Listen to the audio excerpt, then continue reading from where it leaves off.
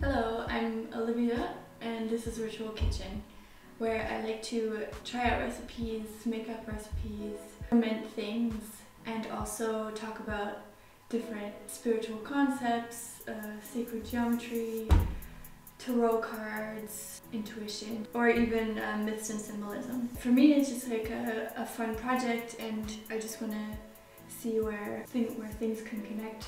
Today I'm going to start making some kombucha. So kombucha was not on my radar. I had friends who made it, but then I have some friends who just decided to move country. They gave me she gave me her kombucha baby and her SCOBY, which is a symbiotic culture of bacteria and yeast. That's what it stands for, but everyone just calls it a SCOBY, and a SCOBY is basically this large, interesting disc that is on the top of this. So she brought me her kombucha. Yeah, basically I just had to figure out what to do with it now. So far when it comes to fermentation, I have been turning to this book from Sandor Ellis Katz. And it's huge. He writes in a really approachable way, and I would like to meet the man someday because he seems like a character. I've had this for a couple weeks. I finally decided to take on the job. Basically, kombucha is a sweetened tea which ferments with the help of the bacteria. When you're ready to bottle it, you can put it in bottles, and then it becomes like a sour, potentially carbonated beverage, which is actually very tasty. This rubbery disc is the SCOBY, or also referred to as the mother. It made me actually think of like the whole idea of the mothership. This large disc lands into this atmosphere with the help of its culture of yeasts and bacteria, or aliens, transforms the whole world. A good analogy for aliens coming to Earth. And so basically what you need to start a new kombucha is either some kombucha liquid. The kombucha liquid you would add to your sweetened tea, let it sit for a week, and then a new film would start growing. And then eventually, over time, it could end up, this big centimeters thick. In the book, he recommended doing a basic fermentation of just tea and sugar, and then you can do a secondary with flavors. So I don't really know what I'm doing. I'm just going to be trying it out and seeing what happens. I'm a little bit wary of using this mother. My friend told me that I can cut it into chunks to do multiple ones, and that they will make a new film to cover the surface. I prepared 3 bits of tea. I have 1 jar with green tea. I have 1 jar with green tea and also some lavender and rose. So just dried lavender and dried roses, which is my friend's idea, or she did that in the past. And then I have 1 jar with just black tea. So I already boiled the water for this like maybe an hour ago, and I've just been letting it sit. So now I'm going to add sugar to it so that it will dissolve while the tea is still hot. And then I will water the tea down a little bit. So at the moment I think I have about 1 liter in each of these. The general suggestion, at least from this book, was that about 113 grams of sugar per liter.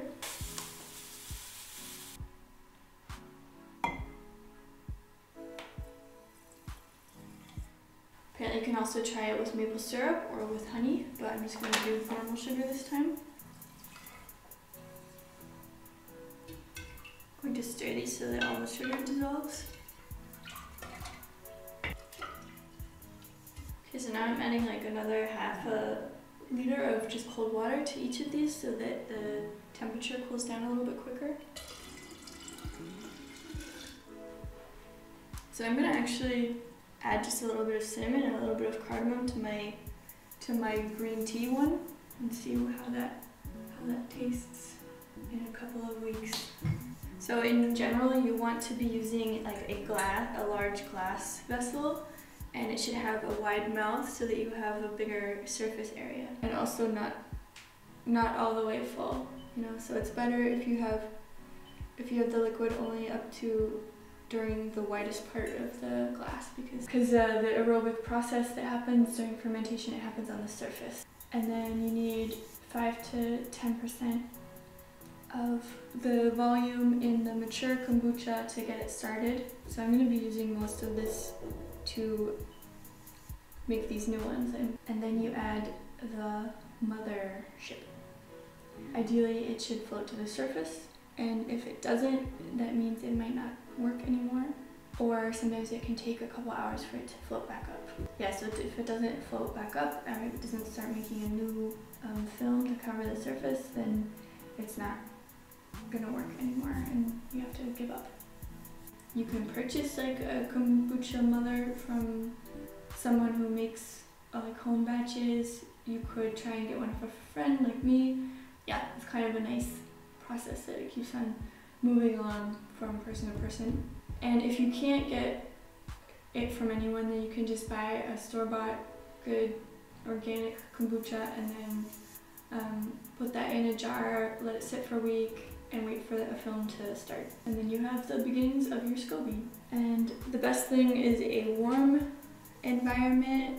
So Sandor's Cat suggests 75 to 85 degrees Fahrenheit or 24 degrees to 30 degrees Celsius, which definitely isn't going to be happening here because it's winter, so the process will take a lot longer. Apparently it should only be like, you know, a week and a half if you have warm weather until you can drink your kombucha, but this could end up taking a couple weeks. And so yeah, you just try the taste every once in a while, and then when it's acidic enough for your liking, you can remove the SCOBY, save some of your old batch so that you can make new batches, and then put the rest of the liquid into bottles and close them. And then wait a couple days, put them in the fridge. When you close them, the carbonation process will start, and then you wait a couple of days, and then they will be carbonated and ready to drink.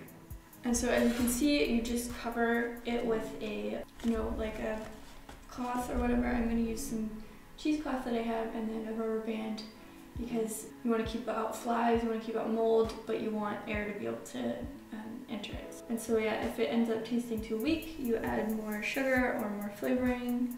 If it's too sour, you might have to dilute it with some water and sugar.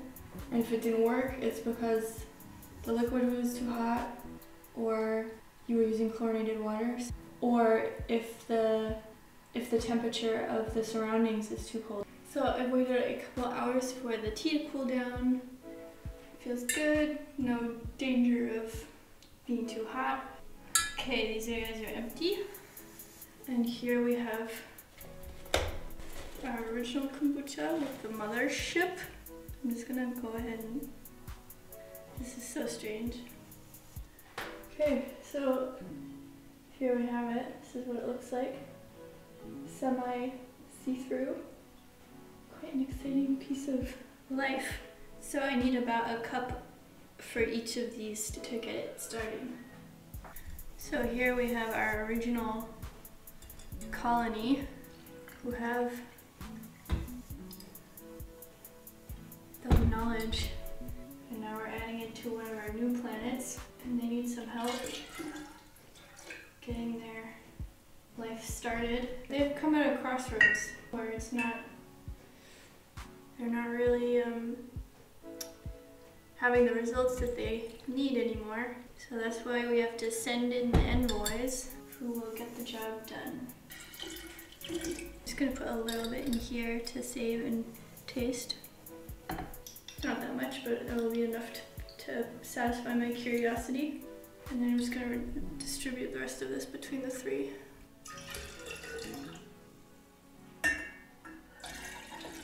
Each of my new planets has been invaded by the benevolent forces that are of this past kombucha. And this feels really strange, but I guess I'm gonna cut this into 3 now. It does literally feel like I'm cutting into an alien. I also read in the book that you can, if you have a lot of this, then you can take it out and make candy out of it. We now have the mothership has split into 3 smaller starships so that each of them can go out to their new planet and bring the new knowledge and the vibes that those planets need to flourish.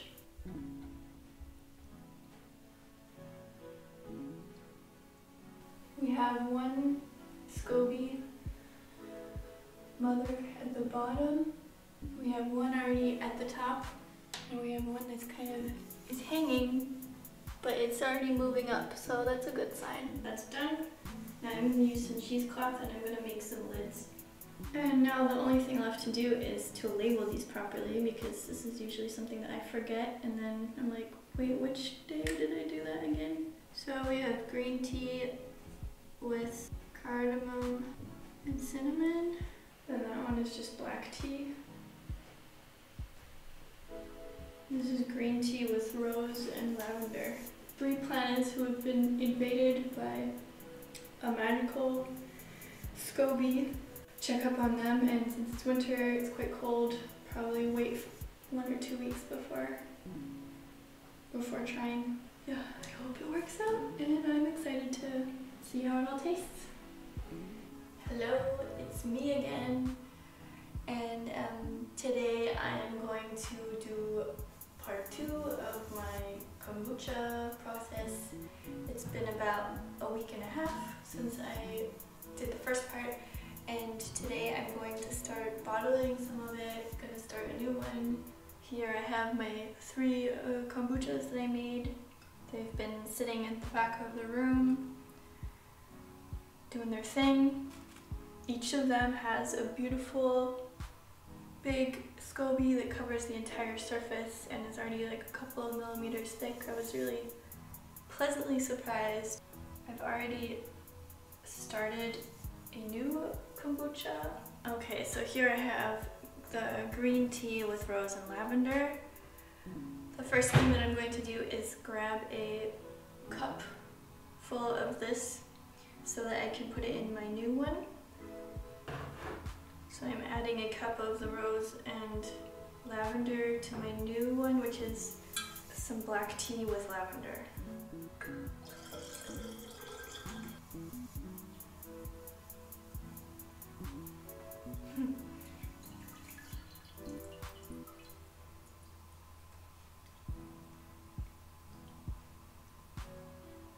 Wow.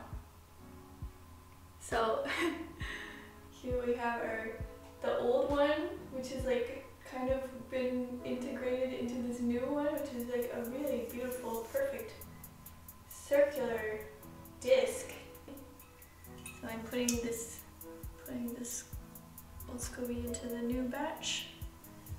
This is what the new batch looks like for future happy me. We'll cover up our new one, and then going to pour the last batch into my beautifully crafted funnel. So I'm really hoping that this goes okay. That worked out better than expected.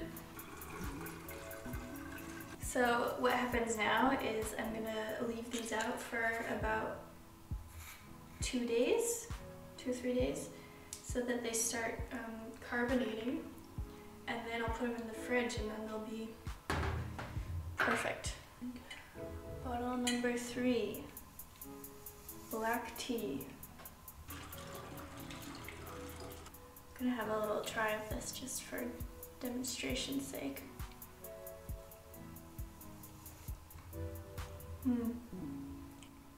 It's delicious. It's nice and sour, it's really subtle. It's gonna taste really good when it's a bit more carbonated. Totally worth the effort. Cover this guy back up and leave him for a couple more days. So there we have it, the first proper harvest of cumulative efforts of our new planets and their crazy positive invasion. I'll leave these out for a couple of days and then I'll put them in the fridge ready to drink by whoever's luckiest. Actually, I'll just give the rose a little try as well. And it tastes good too. All good. Really nice and subtle. Your nose will light up from smelling flowers, basically. So if you enjoyed, then tune in again. And if you like this, then more people will see it and maybe enjoy it. And if you subscribe, then you'll always know when I make a new video. So please do that, or send it to a friend. And that's it.